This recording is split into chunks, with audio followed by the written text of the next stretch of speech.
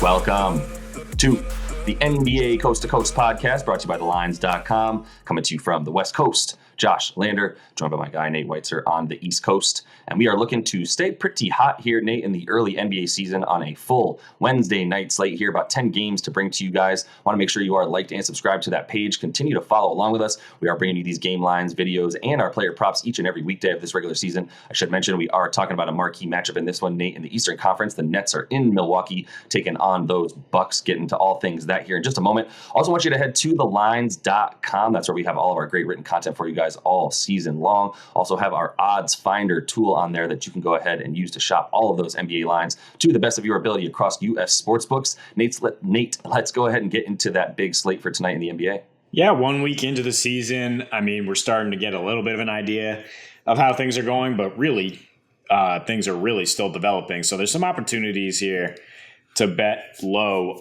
to buy low on some spreads and totals. And just going through the lines real quick, we got Magic +8 at the Cavs, Hawks -7 at Detroit.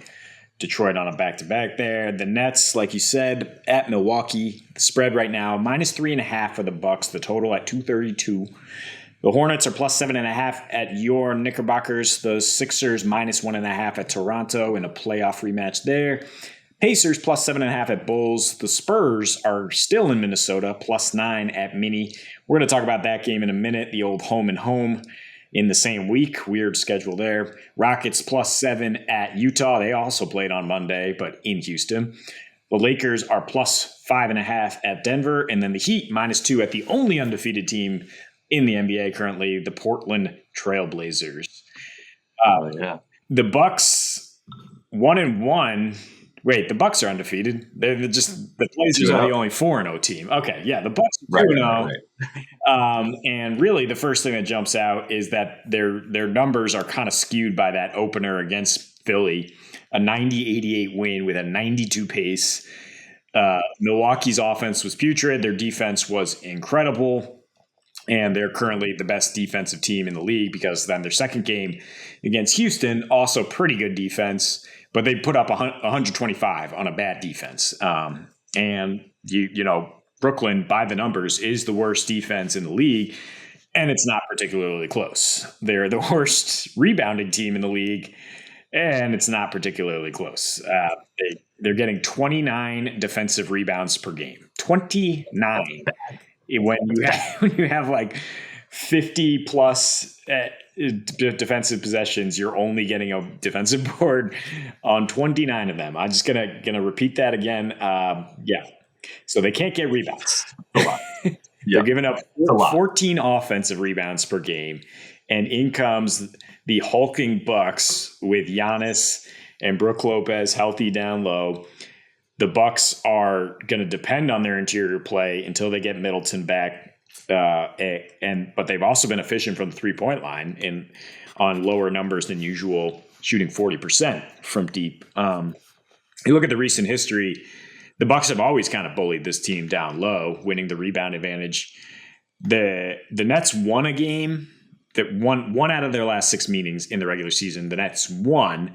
KD was actually out for that game, but it was really some stellar role players performing there. Bruce Brown, Seth Curry, Andre Drummond, James Johnson guarding Giannis.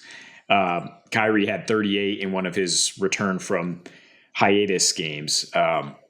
So, I mean, the point is none of those role players are around anymore. The Nets role players stink, and some of them are just out injured. And that's partially why they can't figure anything out. And the lineups with Ben Simmons are just abysmal. He has an individual 123 defensive rating. With him and KD on the floor, they're -30 with a 135 defensive rating. Him and Claxton -20. Surprisingly, the defense is worse than the offense in that combination. And surprisingly, with Simmons and Irving on the floor, again -20, but the 97 offensive rating. It's like what Kyrie can't get the right spacing with this guy floating around in no man's land, refusing to shoot the ball. Brooklyn also dead last in 3-point percentage, allowing 55 paint points per game. I mean, it's at risk of saying like something's got to give here. Like the Nets might turn it around and play for some pride in a potential like Eastern Conference semifinals preview, whatever you want to call it. But even when they play kind of well against the Bucks, they will still lose. I mean, the last meeting, Bucks won in overtime. The Bucks had a 17-22 assist to turnover ratio and shot 28% from three and won the game. The Nets had doubled up their assist to turnover ratio. And how did they win? Because Giannis had 44, he had 19 free throw attempts, and they won the rebounding battle by 10. I mean, just no rebounds, no rings, no regular season wins. And so that's where you go with the Bucks here. If you can get them a -3.5, I think that's fine. I also don't mind teasing it down because I think you can bet overs consistently with this Nets team. And if you tease that total to 228, I don't really see how it goes under that, the way the Nets are playing. And the way the Bucks, I think you're getting some value on the over because of their opener, and they've only played 2 games. Yeah, you make a lot of good points there. First of all, I'm just going to go right back. I didn't want to interrupt you because you were rolling, but I did want to say on those 29 defensive rebounds that they're getting a game, they're giving up 93 field goal attempts. Do the math on that. They're giving up 93 field goal attempts, and they're playing at the 7th slowest pace. That's the other insane thing is like they're just giving up second chance points. By the dozen here, by the 14 or so a game, and they're giving up shots and not getting possessions on offense and giving up possessions on defense, and it's just all bad. And that stat that you mentioned about the Bucks, and their poor assist to turnover ratio -5, yet they're winning. They're beating this team by a couple points last season in overtime. That's all of it. You can make as many mistakes as you want, and you're still fine, right? It's like playing whoever the worst offense is in the NFL. It doesn't matter if you turn the ball over; you might be able to get it back. You'll probably hold them to a field goal, and you'll have more opportunities to score against a really bad defense. And that's this Nets team, which is just. It's a little bit painful to watch. I mean, the key thing that you're talking about here is like there's no shooting around KD, and there's no shooting around him or Kyrie. So this is not a 2-man league, and then it doesn't matter who's on your team anymore. We know that role players are crucial at this point, and that depth to that degree is also super crucial for those second quarter units and obviously into the late third quarter, the second units there. So all these things just, KD points, yes, we're going to talk about that. All of that. He's really selling out, and that's pretty obvious. His usage rate's at 34%, dropping 32 points a game. His 3-point shooting hasn't been there, but the whole team hasn't been there, and it's all catch and shoot.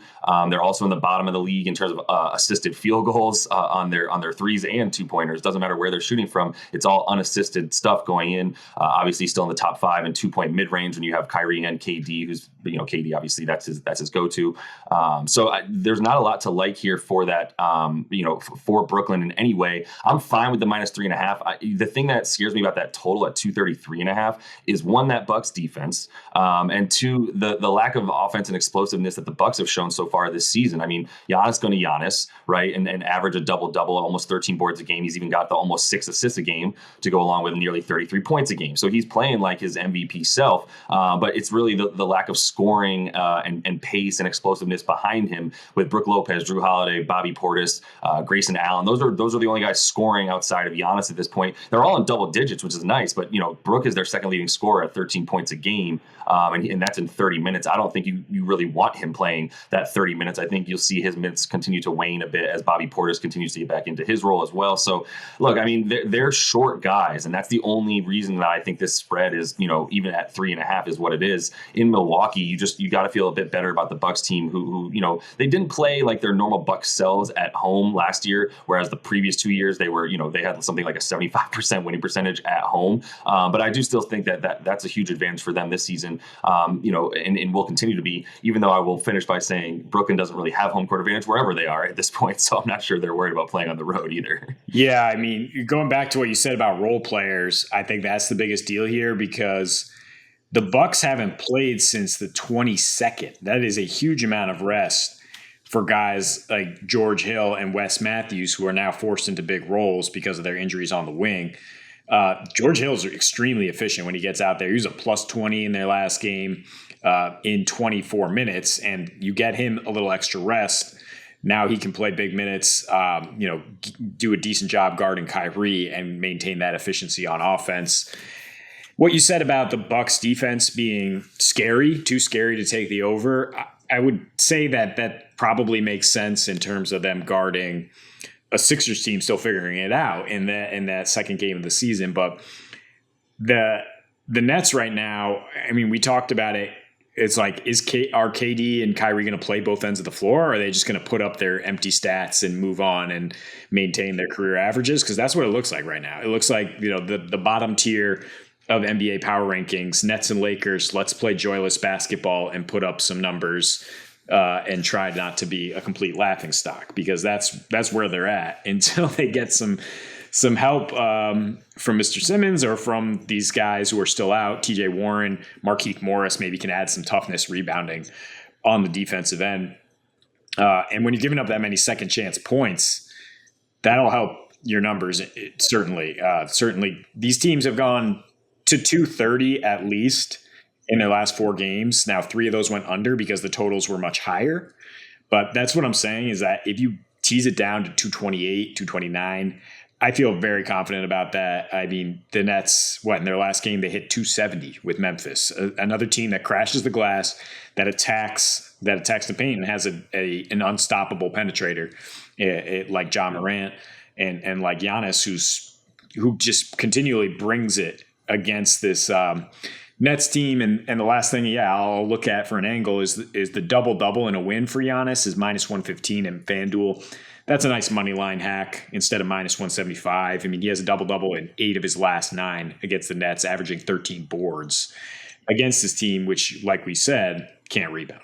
Yeah, Giannis is going to have 8 boards by the half for sure. That would be my prediction. So I think it's going to be one of those games that, you look up and all of a sudden it's like 12-2 Bucks. And Giannis has 6 points and a couple of rebounds. Even if they don't start out that hot, you are starting to really convince me on this over. Just in those 3 games that I've seen the Nets play this season. I mean, the last game that we saw them play was against Memphis, and so I don't put quite as much stock in that initially as I do. I think obviously Memphis plays a lot faster, fast break. But to your point, it's the same style of play. They're very, very similar, except for obviously the amount of threes that Milwaukee shoots. Milwaukee's a lot more threes, fast break, fast break. Memphis is fast break, crash the offensive glass, crash the offensive glass. So there's some similarities there that I think does increase the pace. You look at the only game that the Nets went, they went under once in that Toronto game, where that was a much lower scoring game, but obviously against the Pellies, another similar style of offense with a lot of great wing players, and then a penetrator like Zion, another game that went way over. And the Nets didn't even do their part in that game. They only scored 108, and that still went, to 238 or so, right, in that total. So I'm starting to really realize the Nets, whoever they play, if they play another fast-paced team who wants to, go crash the glass and get out in transition, then they're toast. And like I said, they're playing at the 24th fastest paced, so the 7th slowest, and they're still barely getting enough possessions and giving up a ton of defensive possessions. So they just have a lot to fix, man, and they don't have the players or the horses to fix it, in my opinion, as we keep talking about. A la the Lakers, you need 3 and D guys, and they don't have it right now. So that is all the time we have for you in this one. Make sure you are liked and subscribed to that page. Continue to follow along with us. We got a couple other videos up for you today, including that player props video that we will look to stay super hot. Another little 4-1 night for you guys last night. So until we see you next, happy betting.